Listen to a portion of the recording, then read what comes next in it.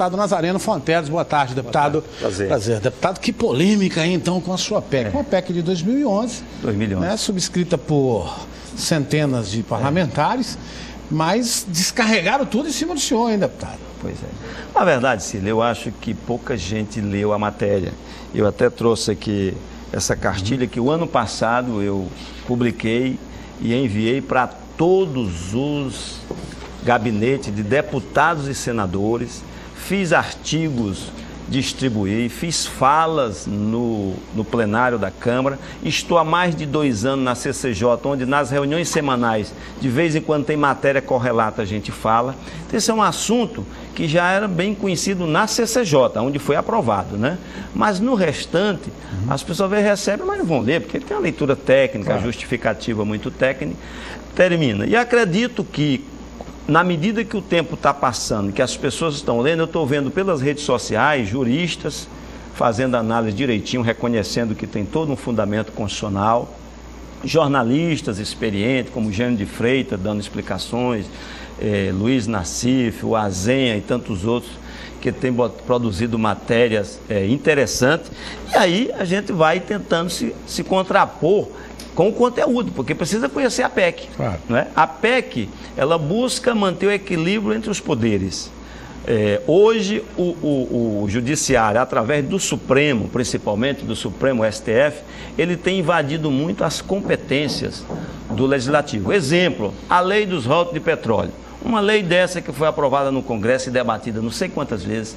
Depois, mesmo de estar tramitando já o veto, um juiz chega e mexe no regimento interno do Congresso. Como é que ele está violando a independência dos poderes? Né? Essa é a primeira coisa que acontece. Depois de a gente votar, né, o veto, derrotar o veto, vem outro componente do Supremo e derrota novamente a decisão de 2 casas legislativas, representantes do povo, mais de 100 milhões de votos, né, para todos os componentes que tem ali, e um juiz nomeado acha de dizer que aquilo ali não está nos conforme. É esse tipo de coisa que não pode ser tolerado. É preciso ter respeito entre os poderes para que de fato haja harmonia. E agora, mais recentemente, outra lei está tramitando, suspenderam a lei. Eu já soube até que a própria PEC está tramitando, já estão querendo suspender a tramitação. Ora, isso é violação de cláusula pétrea, artigo 2º da Constituição Federal, a independência dos poderes e a harmonia. Segundo o artigo 1º, que diz que o poder emana do povo e deve ser exercido pelos representantes eleitos ou diretamente. A minha PEC ou está de acordo, não é, com esses ditames e os outros da Constituição, ou então ela não teria passado na CCJ, que é a comissão que analisa se o conteúdo fere ou não a Constituição. E o conteúdo é um conteúdo simples de se entender. O que é que nós estamos querendo? Na declaração de inconstitucionalidade de leis, o Congresso, evidentemente, está querendo que o quórum do Supremo aumente, na minha proposta, de 6 votos para 9. E se der 9 votos, a lei é inconstitucional, acabou, não tem mais nenhuma interferência. Quando for suma vinculante, aí retorna para o Congresso, para por maioria absoluta, dizer se a súmula é vinculante ou não, ou seja, se vale para os tribunais inferiores ou não. Ora, a súmula vinculante foi criada por emenda constitucional, a emenda 45 de 2004, eu estava lá como deputado. Por que que outra emenda não pode aperfeiçoar? Até porque os ministros desobedeceram. No texto da justificativa da minha PEC, está lá diálogo nos ministros, quando um diz para o outro, mas a Constituição não diz que para a súmula ser vinculante tem que ser decisões reiteradas, e só fez uma decisão e já virou súmula, ou seja, eles começaram a abusar da prerrogativa que o Congresso tinha cedido. Por isso nós estamos reparando isso. E no terceiro ponto, que é de emenda constitucional, que eu acho um absurdo o Poder Judiciário se quer dar palpite sobre a emenda constitucional, mas infelizmente no Brasil, vamos dizer, a exacerbação do judiciário é tão grande que ele ousa isso. Porque nos Estados Unidos, 200 anos de Corte Constitucional, nunca o Congresso, né, sofreu qualquer restrição da Corte em emenda constitucional. Aí o Brasil está virando brincadeira. A emenda dos precatórios, o pessoal está deixando de receber o dinheiro, porque um juiz está lá, passou um visto, Então, a desmoralização da democracia, do voto, da soberania popular, que é a alma do sistema democrático, do Estado Democrático de Direito, está sendo violada pelos magistrados do Supremo Tribunal Federal. E é isso que não pode acontecer, independe da PEC que eu estou propondo. Deputado, estão deixando de analisar tecnicamente a sua proposição para discutirem isso com o público. Eu acho que o senhor já notou isso, né? Não se discute tecnicamente, não se vai buscar o que se tem dentro da sua proposição. Isso é verdade. Não se vai buscar isso. Sempre se analisa, tirar o poder do Supremo. Eu não quero aqui nem defender sua PEC, nem condenar sua PEC, estou aqui apenas como mediador. O senhor acha que pode ter algo por trás disso? Não tenho dúvida. Há uma deformação política, uma manipulação política, aproveitando-se da proposta e das versões, né, não coerentes com o conteúdo, para jogar a oposição em situação, né? E aí a oposição recorre ao Supremo, e aí faz um acordo com o setor da mídia e torna isso como se tivesse apoio popular, e termina a população pensando que aquele conteúdo que foi divulgado é verdadeiro. Mas, infelizmente, a nossa PEC só trata disso que eu falei, conteúdo constitucional, declarações de inconstitucionalidade, basicamente, de leis, súmula e emenda constitucional. Nenhum julgamento fora disso. Não tem nada a ver É. com decisões penais, judiciais, de qualquer tribunal. A nossa PEC não tem absolutamente. Eu não sei, realmente precisa muita má-fé, não é, para associar isso, para tentar desqualificar o conteúdo da PEC. Deputado, não seria o momento em que o Supremo condena os mensaleiros, que o senhor também contesta essa condenação, mas a sua PEC não tem absolutamente nada a ver com isso, não seria o momento que deixa impopular a sua proposição?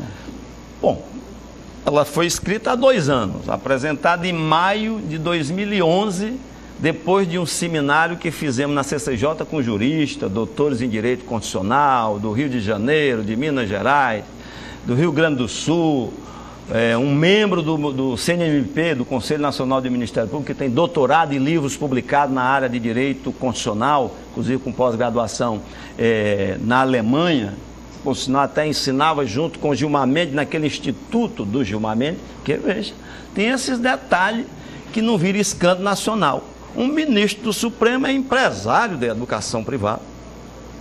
Tem a esposa no escritório de advocacia de um grande advogado, Sérgio Bermudes, defende causa desta e não é considerado impedido. Mas o Código da Magistratura, o Código de Ética, é totalmente contrário. Ele tinha que sofrer impeachment só por isso. Ele e o Fux, que o Fux é a filha que trabalha no mesmo, coincidência danada, trabalha no mesmo.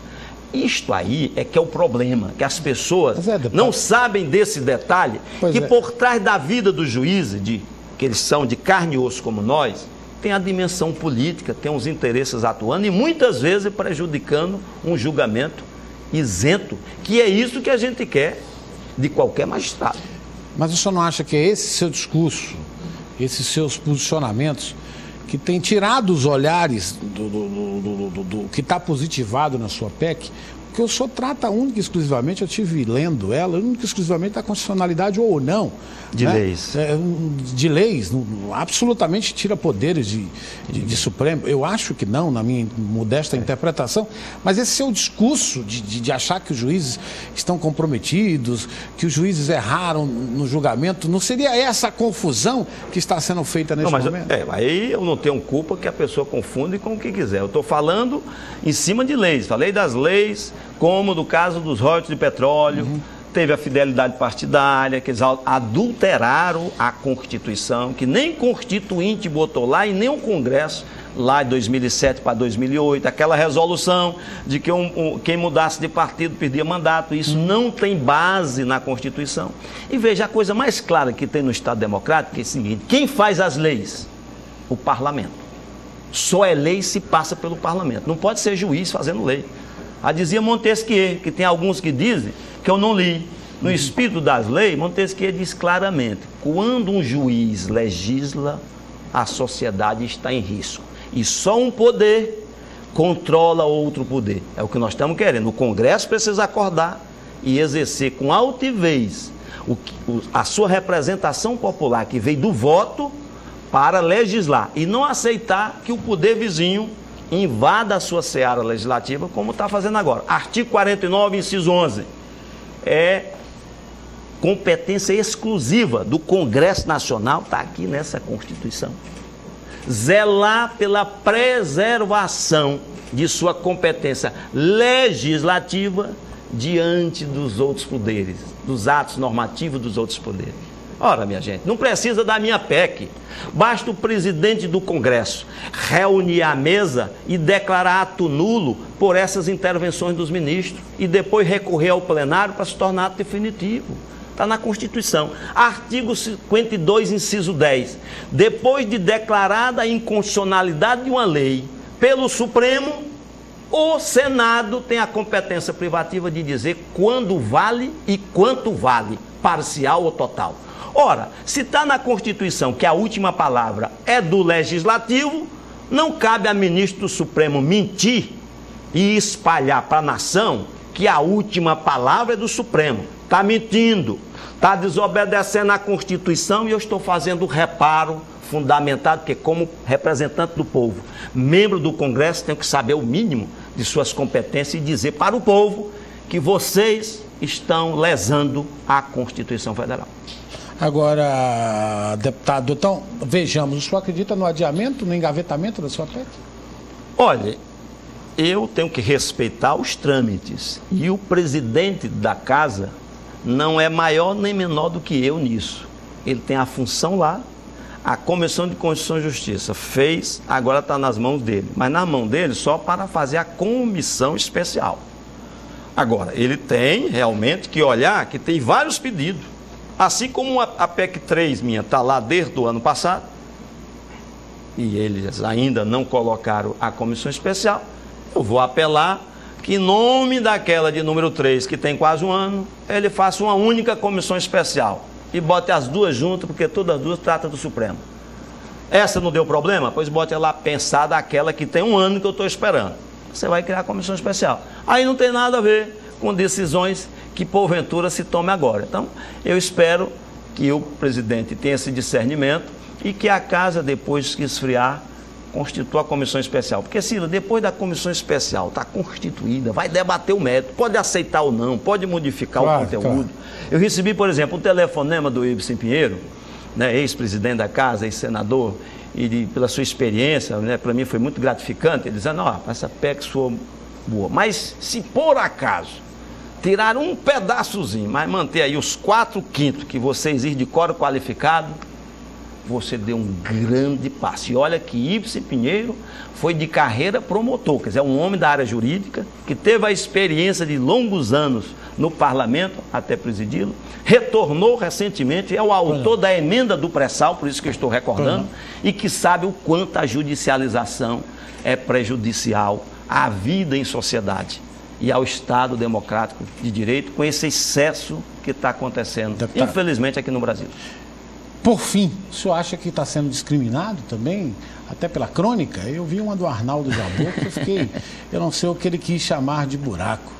Pois é, eu realmente, dele e de outros que não vamos acrescentar aqui para não, né, não enriquecer mais ainda o nome deles, mas é lamentável, né? Arnaldo Jabor, um cineasta, né, fracassado, que foi da esquerda e traiu, virou para a direita e hoje presta um serviço à direita e entra no deboche.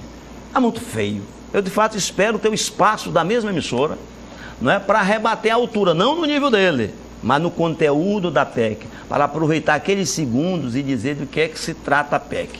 Porque ele, de fato, não merece, pelo nível que ele baixou, abaixo da cintura, como diria quem luta, né?